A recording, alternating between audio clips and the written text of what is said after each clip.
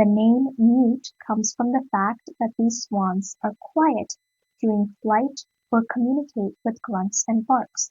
So the first time I heard about these swans, I also wondered what mute meant. So I thought these swans kind of don't make any sound, but um, you know, they do make sounds, but they are quiet during flight. So when they fly, they don't make any sounds, which is really different because birds like to communicate when they migrate. So moving on to the second fun fact here, the feathers of mute swans used to be used for writing. So we just saw that they were domesticated for their feathers and they were kind of made into quills, which is really, really amazing because, you know, it was one form of communication between humans. We didn't really have pens back then. Hello everyone, good morning. I hope you're doing well today, and I hope your day is going great. If not, that is totally fine. Welcome to the Early Bird Weekly podcast where we talk about birds. I'm Ratiksha Satish Kumar, and in today's episode, we are going to be talking about the mute swan. And we will look into some interesting facts about the mute swan and sometimes go off track with what's happening outside my window. So right now it's getting pretty cold out here. It's October, and there was a bear spotted near the dumpster 2 days ago, so I better be careful. Anyways, let's come back to the bird that we're learning about today, which is the mute swan. This is my first time even hearing about this bird. I usually don't know about the bird before I make the podcast episode, so this was a very interesting learning experience.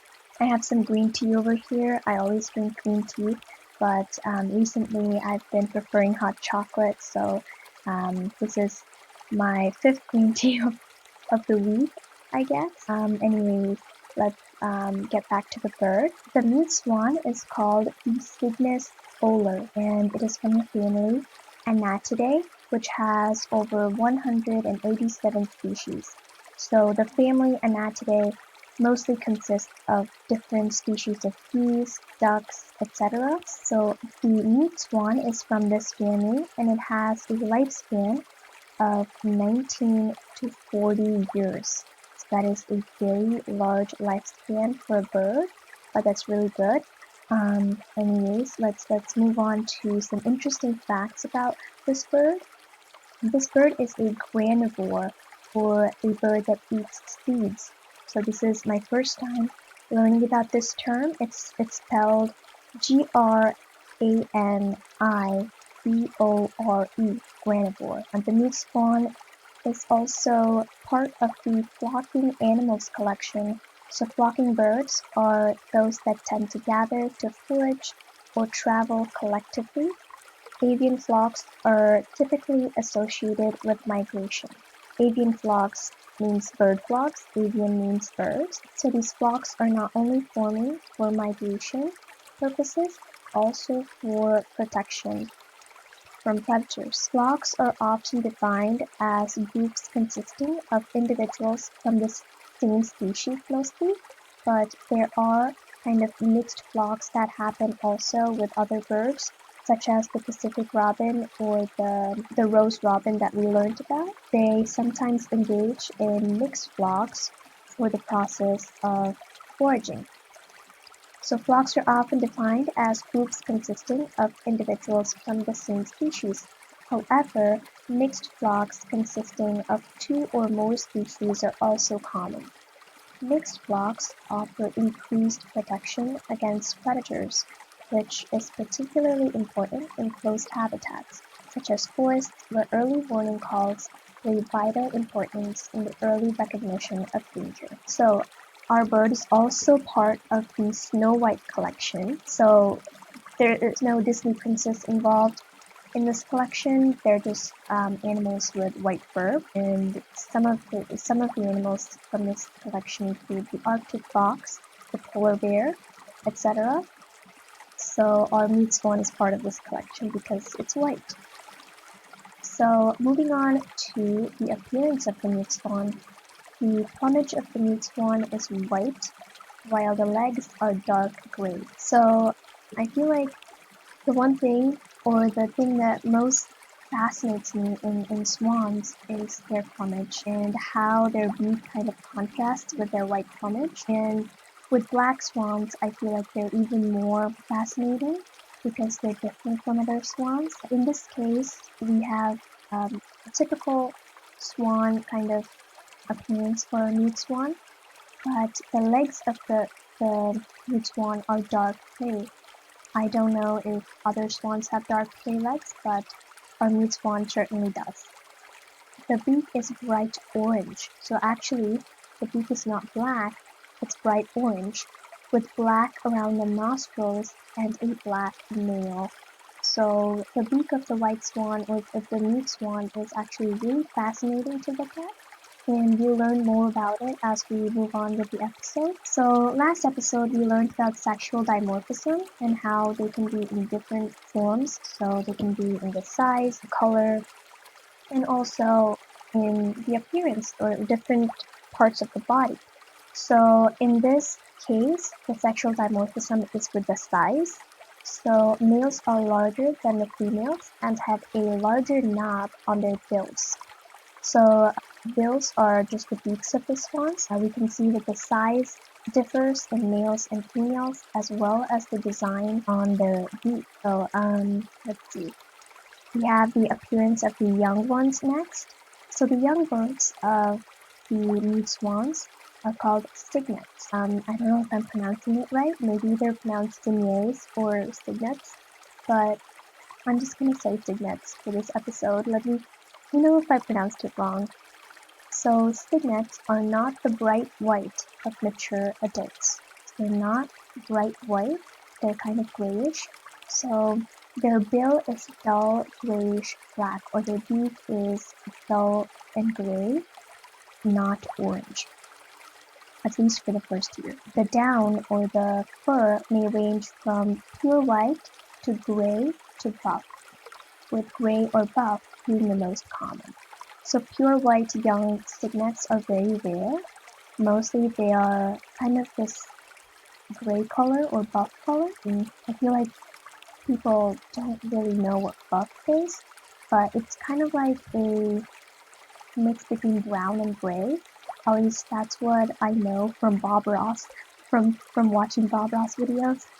Anyways, the cygnets grow quickly, reaching a size close to their adult size in approximately 3 months after hatching. So just after 3 months, they will, almost be all grown up for their full size. So until they're at least 1 year old, they typically retain their gray feathers. So before the cygnets kind of, molt or grow new feathers, their wings will be replaced by flight feathers, which is really, really important because these birds are migratory. And so when they mature, they become pure white. So the feathers, particularly on the head and neck, are often stained orange-brown by iron and tannins in the water. So we see that there is another factor that kind of affects the bird's feathers or plumage. In a few episodes ago, we saw that the flamingo's feather is kind of made up of protein that is obtained from the diet or the insects that they eat. I think it's called carotenoids, but I might be wrong.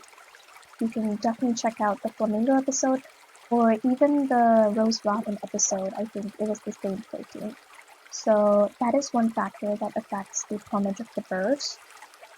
In this case, it is not the diet that affects the plumage, but the compound that is in the water. So these swan also like to be in the water for a long time. They don't really like to walk on land.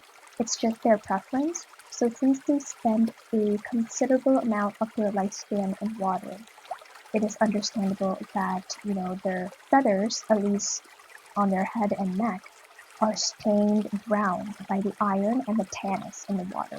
I'm not sure what tannins is, but definitely I know what iron is. So let's move on with the geography, or where these mute swans are found. The mute swans breed in north-central Europe, the British Isles, and the north-central Asia. So they're kind of in the European side. When I first looked up the mute swan, I searched up birds of Luxembourg. So maybe they're in that region, I'm not sure. They're also found in North Central Asia, which is fascinating. So they're partially migratory throughout northern latitudes in Europe and Asia, as far south as North Africa and the Mediterranean. So mute swans prefer well-sheltered bays, lakes, ponds, and open marshes. So mute swans are usually very territorial and have a general quiet and shallow lakes, so in sea locations where a large area of suitable feeding habitat is found, they can be created where they can live. So mute swans feed during the daytime by dabbling on the water surface. While swimming, they hold their neck with a graceful curve, their beaks pointing downward. So one of the other things that fascinates me with any type of swan is the way that they move in the water and the way that they feed and the way that it inspires people as well in like paintings, art, music, even in dance. I just find it to be a powerful thing. So mute swans are not very vocal, but they do make a variety of sounds, often described as grunting, hoarse whistling, and snorting noises.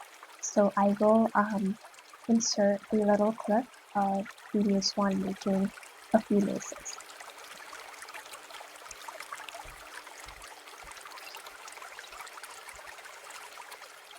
During a courtship display, they utter a rhythmic song.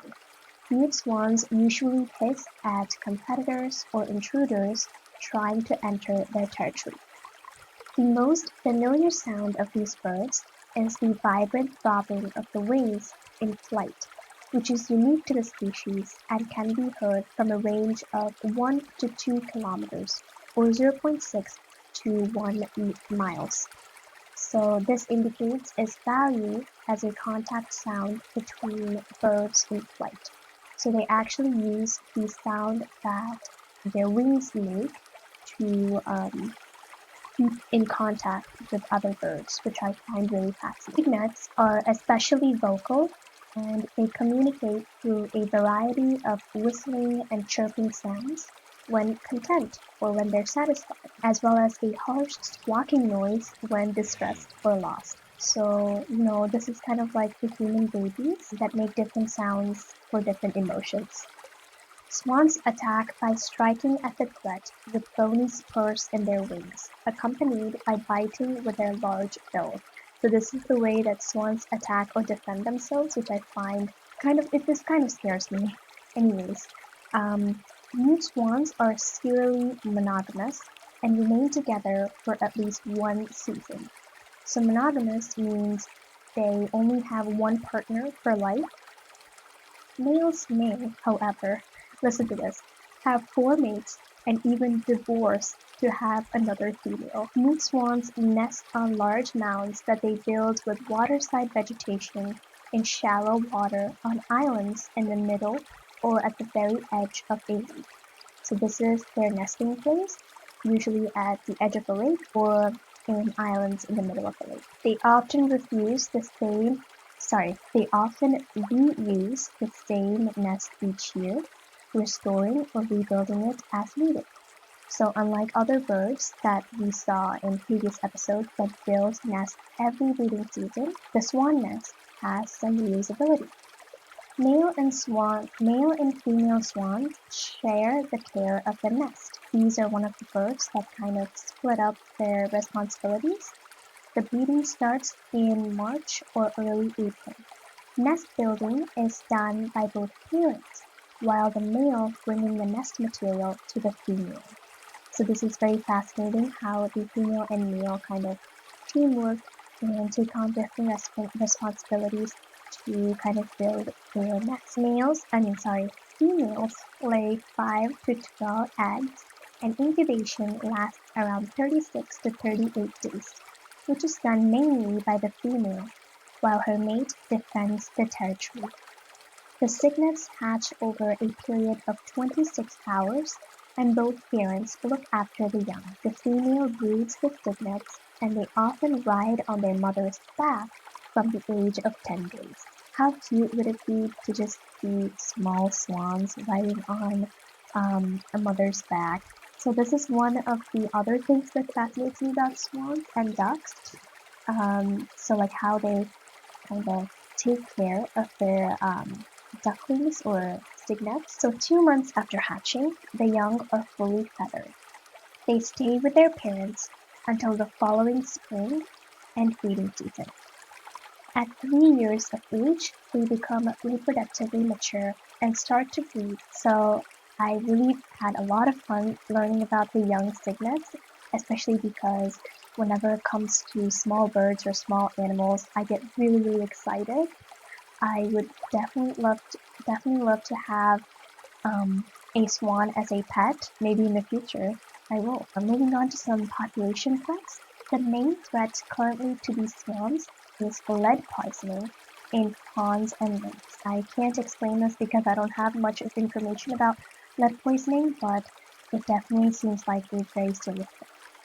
So according to Wikipedia, the total native population of these swans is about 500,000 individuals, adults and young, of which 350,000 live Soviet Union region, while some are kind of distributed in, Europe, British. I feel like half of them live in this Soviet Union region, and then the other half live in the British Isles, and then some, like maybe like 200 or 400, are distributed across Japan and other Asian countries. So reed swans affect aquatic vegetation communities as a result of their grazing. So this is one of their ecological niches. An ecological niche is kind of like the place that they have in ecology or in their habitat. A study in Maryland found swans eat as much as 8 pounds a day of underwater aquatic vegetation, removing habitat and food for other species more quickly than these grasses could recover.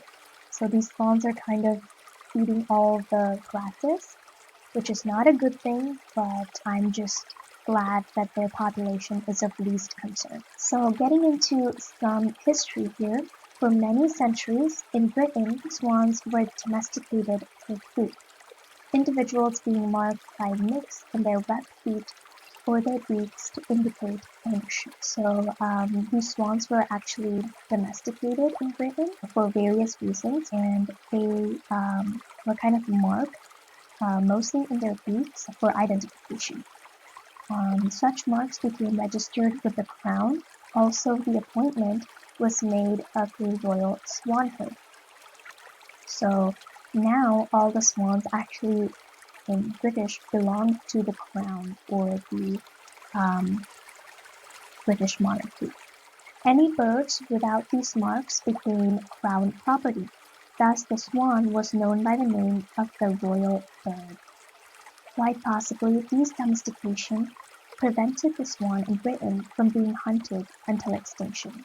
So this is one of the reasons that these swans had a good population growth as of now. So some of the uses these swans had, their feathers were used for riding clothes, purses were made out of leathery web, and whistles were made from the wing bones. It's really I sometimes like to go into the history of birds. I feel like not only learning about what they are used for now or what they are now, I just feel like it's really interesting. So some of the fun facts of these swans, this is my favorite part of the episode. The name mute comes from the fact that these swans are quiet during flight or communicate with grunts and barks. So the first time I heard about these swans, I also wondered what mute meant. So I thought these swans kind of don't make any sound, but they do make sounds, but they are quiet during flight. So when they fly, they don't make any sounds, which is really different because birds like to communicate when they migrate. Moving on to the second fun fact here. The feathers of mute swans used to be used for writing. So we just saw that they were domesticated for their feathers and they were kind of made into quills, which is really, really amazing because, you know, it was one form of communication between humans. We didn't really have pens back then. It was usually bird feathers.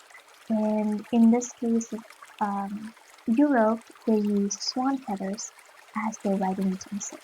So these feathers were called pen quills, then quill pens, and then just pens. Hence, the present-day ball pen is named after the feathers of the female swan. How fascinating! The mute swan has about 250,000 feathers.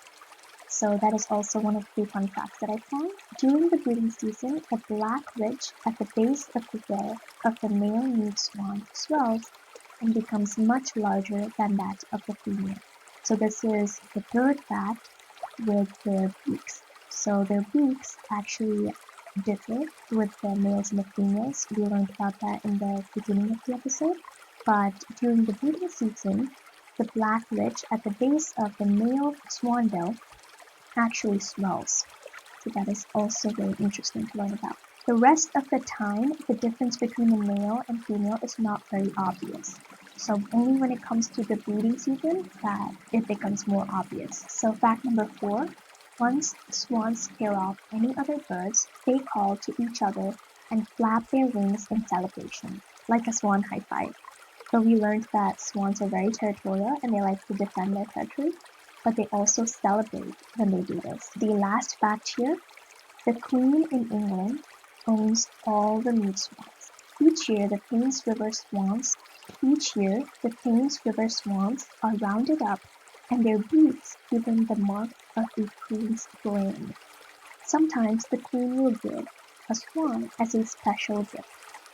So this is also my first time learning about this. I never knew that, the Queen can just own a whole species, but that is also really fascinating because this, allows their population to keep growing without any disturbance, kind of like a bird sanctuary, kind of. So that brings us to the end of this early bird episode. I hope you enjoyed learning about the mute swan. I totally enjoyed researching about them. So I, tried my best to convey what I learned to you guys. So I hope you enjoyed that. Tune into my episode next week when we will be chatting about another cool bird. And don't forget to follow this podcast on social media. If you would like to message me on Instagram, the username is early_bird_weekly_podcast. Or if you'd like to send me an email, you can send it to earlybirdweeklypodcast@gmail.com. Feel free to ask any questions or give feedback. I'm open to any suggestions for future episodes as well. If you like this episode, you can share this to your family and friends, and that is always really, really helpful. Or feel free to leave a review on Apple Podcasts or a rating on Spotify. Or if you don't want to do any of those things, just keep listening. Thank you so much for listening. See you in the next episode. Bye, and happy Halloween.